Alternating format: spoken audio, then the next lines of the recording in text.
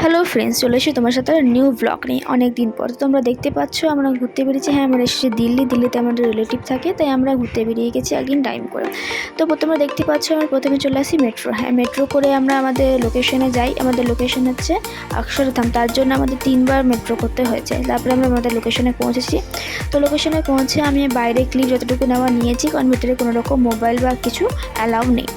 তো জায়গাটা সত্যি খুবই সুন্দর। তো তোমরা যারা দিল্লিতে থাকো বা দিল্লিতে ঘুরতে আসবে ভাবছো, তারা অবশ্যই একবার হলেও ভিজিট করো। দেন আমরা অক্ষরধাম থেকে বেরিয়ে গিয়ে আমরা চলে যাই কালকা মন্দির। ঠিক আছে, তো কালকা মন্দিরে খুব ভিড় থাকে, সেখানে কোনো রকম ভিডিও ক্লিপ নিতে পারিনি, এইটুকু যা নিয়েছি নাম কীর্তনের। তারপরে আমরা ওখান থেকে বেরিয়ে যাই লোটাস টেম্পল। তো তোমরা দেখতে পাচ্ছ লোটাস টেম্পল জায়গাটা সত্যি খুবই সুন্দর। মানে ফটো তোলার জন্য বলো, ঘুরতে যাওয়ার জন্য বলো, দেখার জন্য সত্যি খুবই সুন্দর।